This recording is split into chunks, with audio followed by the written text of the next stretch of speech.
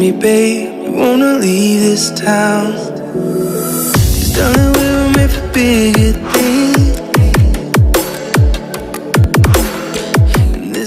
আসসালামু আলাইকুম। কী অবস্থা সবার? এই করোনার আউটব্রেকিং পিরিয়ডটাতে আশা করি সবাই সুস্থ আছেন, পাবলিক প্লেসগুলো অ্যাভয়েড করছেন, মাস্ক ব্যবহার করছেন এবং অবশ্যই সাবান অথবা হ্যান্ড স্যানিটাইজার দিয়ে পরিষ্কার করে হাত ধুন। আপনারা সবাই জানেন 2020 সাল অলরেডি শুরু হয়ে গিয়েছে এবং রেডমি এবং রিয়েলমি দুটো কোম্পানি নতুন নতুন ফোন বের করার প্রতিযোগিতায় অলরেডি নেমে পড়েছে। রিয়েলমি 6 বের করেছে, রেডমি নোট 9 প্রো বের করেছে। রেডমি নোট 9 প্রো এই মুহূর্তে আমার হাতে এবং আজকের রিভিউয়ের বিষয় হচ্ছে রেডমি নোট 9 প্রো। এই ফোনটার প্রাইস এখন মার্কেট প্রাইস হচ্ছে 19,000 টাকা, কিন্তু আমরা খুব এক্সপেক্ট করছি যে এই ফোনটা আসলে 15 থেকে 17,000 টাকার মধ্যেই চলে আসবে।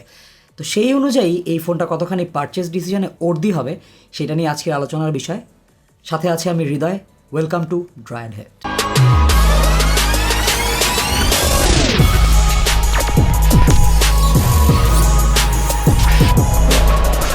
আজকের ভিডিওটি স্পন্সর করেছে গ্যাজেট মানকি বিডি। তাদের বসুন্ধরা সিটি লেভেল 6-এর শপ থেকে আপনি যে কোনো গ্যাজেটস ফোন সুলভ মূল্যে পারচেস করতে পারবেন এবং এই রেডমি নোট 9 প্রো এই ডিভাইসটি আপনি তাদের কাছে 19,000 টাকার কাছাকাছি পেয়ে যাবেন। তবে আমরা আশা করছি খুব তাড়াতাড়ি এই রেডমি নোট 9 প্রোর প্রাইস ড্রপ করবে। রিভিউয়ের শুরুতেই বলে দেই, এই ডিভাইসটি নিয়ে আমার অ্যাকচুয়ালি মিক্স ফিলিংস, বিকজ কিছু জিনিসপত্র আমার পছন্দ হয়েছে, কিছু জিনিসপত্র আমার পছন্দ হয় নাই।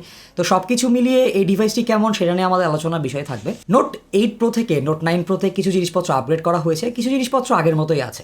যে জিনিসপত্রগুলো আপগ্রেড করা হয়েছে সেটা হচ্ছে নতুন ডিজাইন, দ্বিতীয়ত এর ব্যাটারি ক্যাপাসিটি, তৃতীয়ত নতুন ক্যামেরা ওরিয়েন্টেশন সেট আপ এসেছে এবং চতুর্থত এতে নতুন চিপসেট ইউজ করা হয়েছে।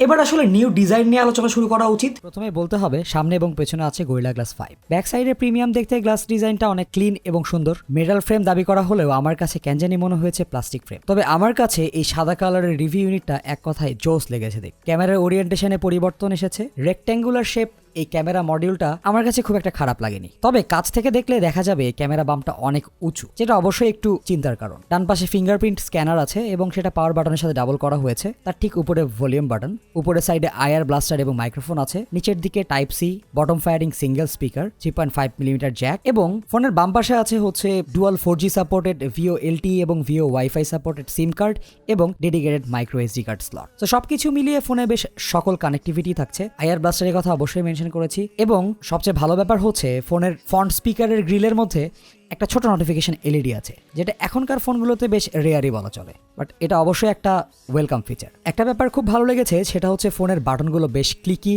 এবং ফিলটা আমার কাছে অনেক অনেক ভালো লেগেছে। ফিঙ্গারপ্রিন্ট স্ক্যানারটা একটু স্লো কম্পেয়ার টু রিয়েলমি 6 এর থেকে ফিঙ্গারপ্রিন্ট স্ক্যানারটা স্লো এবং অ্যানিমেশনের কারণে ফিঙ্গারপ্রিন্ট স্ক্যানারটাকে আরেকটু স্লো বলে মনে হয়। বাট এই প্রাইস রেঞ্জে আসলে ফিঙ্গারপ্রিন্ট স্ক্যানার নিয়ে কমপ্লেন করার মতো তেমন কিছু নেই। মোটামুটি ফাস্ট এবং রিলায়েবলি কাজ করছিল এবং এটা সেট আপ করা খুব ইজি। সাইড মাউন্টেড ফিঙ্গারপ্রিন্ট স্ক্যানারে একবার অভ্যস্ত হয়ে গেলে আসলে অন্য জায়গায় ফিঙ্গারপ্রিন্ট স্ক্যানার ইউজ করাটা খুব টাফ হয়ে যায়। এবার ফোনটির সামনের ডিসপ্লে নিয়ে আলোচনা আসা যাক। সামনে দেখতেই পাচ্ছেন এটি একটি 5 হোল ক্যামেরা ইউজ করা হয়েছে এবং ঠিক মাঝ বরাবর, যেটি দেখতে বেশ ভালোই লাগে এবং 5 হোল ডিসপ্লে অনেকের কাছেই পছন্দ, আমার কাছেও পছন্দ, কারণ এই ফুল ভিউ ডিসপ্লেটি দেখতে বেশ ভালোই লাগে। বেজেলগুলোও খুব বেশি বড় না, তবে নিচের বেজেলটা আমার কাছে একটু বড় বলে মনে হচ্ছে।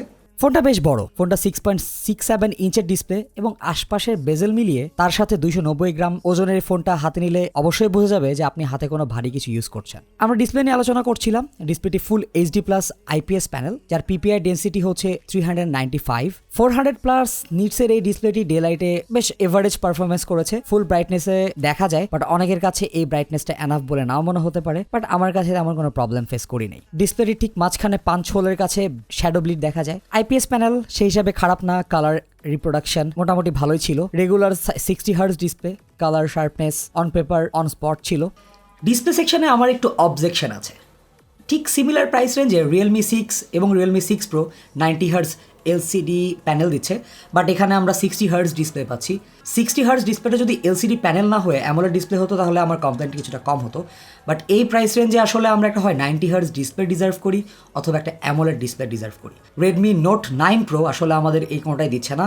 IPS ডিসপ্লে নিয়ে আমাদের সন্তুষ্ট থাকতে হবে এবং এই ডিসপ্লেটি 60 হার্জের। নোট 9 প্রোতে ইউজ করা হয়েছে নতুন চিপসেট, আর যেটা স্ন্যাপড্রাগন 720G। এর সাথে 4GB অথবা 6GB র্যামের ভার্সন আছে। আপনি 64GB স্টোরেজ থেকে 128GB স্টোরেজ পর্যন্ত আপগ্রেড করে নিতে পারবেন এবং স্টোরেজগুলো UFS 2.0। রেগুলার লাইফ ইউসেজে 720G প্রসেসরটি বেশ ভালো পারফর্মার। তবে আমার কাছে মনে হয়েছে রেডমি নোট 9 প্রো একটু স্ট্যাটার করে নর্মাল ইউজ কেসে। পাবজি, কল অফ ডিউটি টাইপের হেভি ডিমান্ডিং গেমগুলো বেশ হাই গ্রাফিক্সেই চলে, বাট এখানে সেখানে ফ্রেম ড্রপ লক্ষ্য করেছি। যেহেতু নতুন ডিভাইস স্ন্যাপড্রাগন এইচডি 720 যেহেতু নতুন চিপসেট, এই চিপসেটটি আরেকটু অপটিমাইজড হওয়ার সুযোগ আছে এবং আমি আশা করব রেডমি তাদের নতুন সফটওয়্যার আপডেটে এই ইস্যুগুলোকে অ্যাড্রেস করে নতুন সফটওয়্যার আপডেট দিবে, সিকিউরিটি প্যাচ দিবে এবং এতে করে সফটওয়্যারের কিছু অপটিমাইজেশন হবে যাতে করে আমরা রেগুলার স্টার্টার থেকে একটু বাইরে বেরোতে পারবো। সবচেয়ে বড় আপগ্রেড এসেছে ব্যাটারিতে।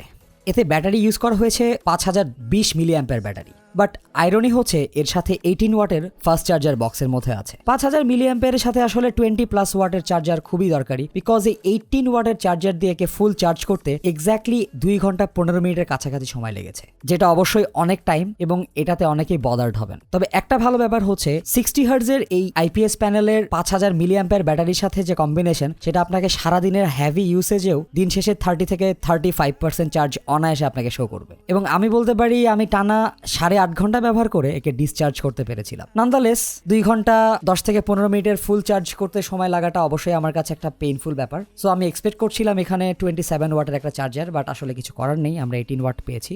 অ্যান্ড্রয়েড 10 বেসড MIUI 11 এখানে ইউজ করা হয়েছে। আমি আগেই বলেছি স্ন্যাপড্রাগন 720G এর সাথে আরেকটু অপটিমাইজড হবার সুযোগ আছে এখানে, সুতরাং আমি এক্সপেক্ট করব সফটওয়্যার আপডেটের সাথে এই ফোনটিতে আরেকটু বেটার অপটিমাইজেশন দেওয়া হবে in future. Fingers crossed for that.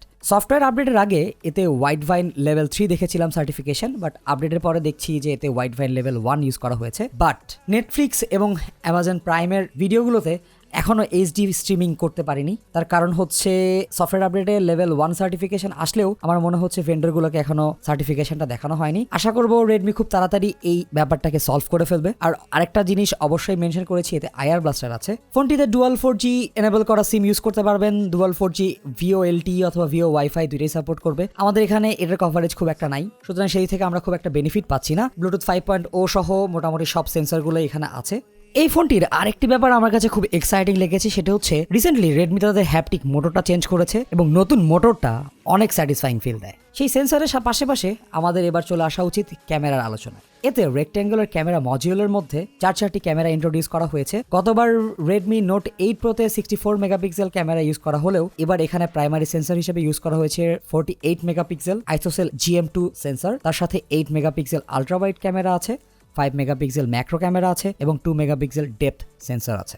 Redmi note 9 pro এর তোলা ছবিগুলো ডে লাইটে বেশ ভালোই ছিল, ডিটেল ছিল, শার্পনেস অন পার বলবো, কিন্তু আমার কাছে একটু কন্ট্রাস্টের ঘাটতি লেগেছে। আমি বরাবরই বলছিলাম রেডমি অথবা শাওমির ডাইনামিক রেঞ্জ একটু কম। নোট 9 প্রোতেও আমি সিমিলার রেজাল্ট দেখেছি। ওভারঅল ছবিগুলো আর একটু শার্প, একটু ডিটেলড হতেই পারে, আর একটু কন্ট্রাস্ট পেলে আমি খুশি হতাম। অটো টেম্পারেচার মুডে নোট 9 প্রোর ছবিগুলো একটু ওয়ার্মিশ লেগেছে আমার কাছে। কিছু কিছু ক্ষেত্রে মনে হয়েছে কালারগুলো যেমন ইয়েলো, রেড, ব্লু ইত্যাদি বেসিক কালারগুলো একটু ওভারলি ডান। সব মিলিয়ে হতাশ হবার কিছু নেই, মোটামুটি ভালোই লাগবে ছবিগুলো, বাট আরেকটু কন্ট্রাস্টি হলে ছবিগুলো আউট অফ দ্য বক্স অনেক বেশি আই প্লিজিং হতো। আলট্রা ওয়াইড ক্যামেরাটা খারাপ না, ফেয়ারলি ব্যালেন্সড, ডিটেলড এবং এখানেও একটু ওয়ার্মিশ টোন আছে। পোর্ট্রেট মোডে এজ ডিটেকশন বরাবরই শাওমির ডিভাইসগুলোতে বেটার, তবে স্ক্রিনকে একটু স্মুথ করার প্রবণতা দেখিয়েছে ক্যামেরা, প্লাস কন্ট্রাস্ট এখানেও একটু কম। এর ম্যাক্রো ক্যামেরার স্যাম্পল ছবিগুলো আমাদের ভিডিওতে থাকবে, অবশ্যই দেখে নেবেন। সবগুলো ছবি ডেসক্রিপশনে আমাদের ড্রাইভের লিঙ্কে থাকবে, আপনি সেখান থেকে নামিয়ে নিজে খেয়াল করে দেখতে পারবেন আসলে ক্যামেরার পারফরমেন্স কেমন। রাতের বেলার সিচুয়েশনে রেডমি নোট 9 প্রোর নয়েজ একটু বেশি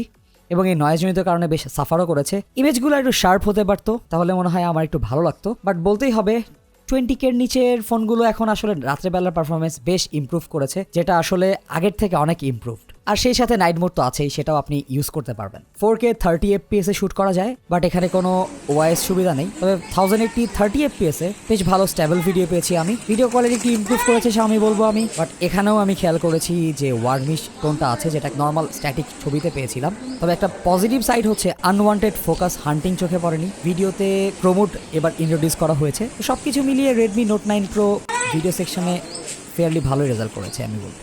ফ্রন্ট ক্যামেরাতে 16 মেগাপিক্সেল f2.2 সেন্সর ইউজ করা হয়েছে।